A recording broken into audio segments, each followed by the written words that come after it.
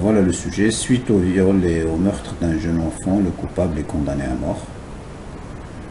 L'application de la peine capitale partage l'opinion publique entre partisans et opposants. Rédigez un texte d'une vingtaine de lignes pour défendre votre opinion sur la peine de mort en vous appuyant sur des arguments et des exemples. Alors, vous voyez que la consigne est claire, il s'agit de s'exprimer sur la peine capitale.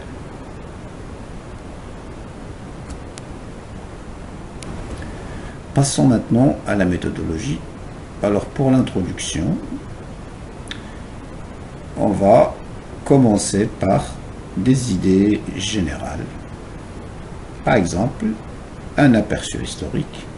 Les premières traces de la peine de mort remontent à l'époque babylonienne, vers 1750 avant Jésus-Christ, avec le code de Hammurabi. Il y a aussi la loi de Talion, œil pour œil, dent pour dent. Les moyens pour donner la peine de mort, bien sûr, pour l'application de la peine de mort sont variés, la pendaison, la guillotine, l'injection létale, etc. Et le début des revendications de l'abolition de l'abolition de la peine de mort, bien sûr, c'est avec Victor Hugo, et plutôt Victor Hugo est l'un des premiers à avoir demandé l'abolition de la peine de mort pour des raisons bien sûr précises, parce qu'à cette époque-là, il y avait beaucoup de condamnations à mort, parfois des condamnations arbitraires. Voilà donc pour l'introduction. Donc vous allez choisir de commencer bien sûr à partir de ces idées-là que je vous propose. Ensuite, on passe au développement. Bien sûr, je vais annoncer bien sûr les deux points de vue. La société est divisée en deux. Pour la peine de mort, la peine de mort doit être rétablie, au moins pour les meurtres d'enfants, c'est ce que disent certains. Contre la peine de mort, non à la peine de mort, on va chercher bien sûr les arguments pour soutenir les deux points de vue. Commençons par les arguments pour. Le châtiment. La peine de mort est un châtiment. La peine de mort s'impose comme le moyen le plus efficace pour rendre justice, soulager les proches et punir le condamné pour sa faute. La dissuasion. La peine de mort fait peur aux éventuels criminels qui veulent passer à l'acte et leur donne l'exemple. La prévention. La peine de mort évite le retour de dangereux criminels et de récidivistes. Ça veut dire ceux qui ont déjà commis des crimes. Peut-être aussi qui ont déjà tué. La religion, on peut aussi parler de la religion. La religion stipule la peine de mort contre les auteurs des crimes avec préméditation. Donc la religion est claire là-dessus. Elle est pour la peine de mort. Sur le plan économique, une exécution coûte moins cher qu'un emprisonnement à vie. Les arguments contre la peine capitale. La peine de mort est une violation des droits fondamentaux de l'être humain, droit à la vie. La justice humaine commet des erreurs, se trompe, et l'exécution est irréversible. On ne peut pas revenir sur, si on tue une personne, on ne peut plus bien sûr lui rendre la vie. Et ne permet pas de se repentir aussi. On ne lui donne pas une chance de devenir un citoyen utile à la société. La religion.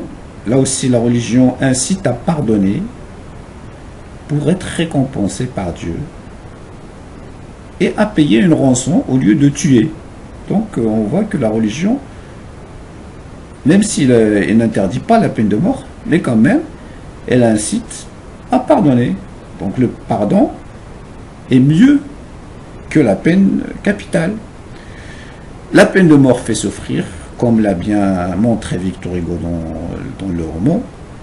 L'exécution en public, c'est-à-dire devant un public, devant des gens, devant des enfants, et banalise le crime. Ça veut dire que le crime il devient quelque chose de normal. Et les gens, bien sûr, deviennent insensibles et n'ont plus de sentiments parce que, tout simplement, ils sont en train de voir, de regarder un crime. La peine de mort frappe des innocents. Donc, il y a une personne qui meurt, mais elle laisse des enfants, une famille, et on les prive, bien sûr, de leurs sources. Et aussi, on les déshonore, comme a dit Victor Hugo. Voilà, donc on a ici une panoplie d'arguments parmi lesquels on peut choisir les plus pertinents pour défendre notre point de vue. Bon, pour conclure, la conclusion, bien sûr, on va se prononcer soit en faveur ou à l'encontre de la peine capitale. On peut également émettre des réserves. Par exemple, se prononcer en faveur avec des réserves ou à l'encontre avec des réserves. Et enfin, on peut faire aussi une ouverture sur notre problématique. Est-ce que la peine de mort va arrêter, par exemple, la criminalité? Est-ce que, par exemple, certains pays ont appliqué la peine de mort, après ils l'ont supprimée, ainsi de suite. Donc, c'est une ouverture. Alors maintenant, pour la rédaction, je vais vous proposer des copies. Alors pour la première copie, c'est une copie pour la peine capitale. Je vais lire la copie.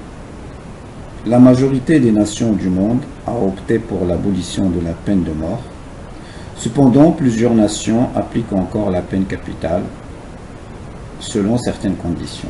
Faut-il donc décapiter les dangereux criminels ou au contraire éliminer la peine capitale une fois pour toutes? En réalité, la présence de la peine de mort dans tout système judiciaire reste fondamentalement nécessaire. D'une part, elle est exemplaire.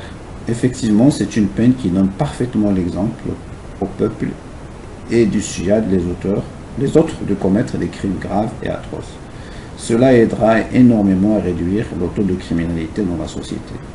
D'une autre part, la peine capitale s'impose comme le moyen le plus efficace pour rendre justice. En fait, l'auteur d'un crime doit être puni selon le degré d'atrocité de son crime. Un meurtrier alors doit être décapité. De plus, la peine de mort reste un meilleur choix pour plusieurs raisons. En effet, c'est un outil de prévention qui protège la société de dangereux criminels et récidivistes. D'un point de vue économique, une exécution coûte moins cher qu'un emprisonnement à vie. Et d'un point de vue moral, ceux qui menacent la sécurité des gens ne méritent pas de vivre. Pour conclure, la peine capitale demeure une sanction naturellement logique qui possède de nombreux points positifs. Et c'est la raison pour laquelle on ne doit pas l'abolir. Pour la deuxième copie, elle est plutôt contre la peine capitale. La peine de mort demeure depuis longtemps utilisée pour punir les hors-la-loi, étant moins répandue de nos jours. Elle reste cependant fortement encouragée par certaines personnes qui ne lui trouvent que des bienfaits pour la société. Faut-il donc appliquer la peine capitale ou bien l'abolir? Malheureusement, la justice ne détient pas l'exactitude absolue. En effet, elle faillit de nombreuses fois lors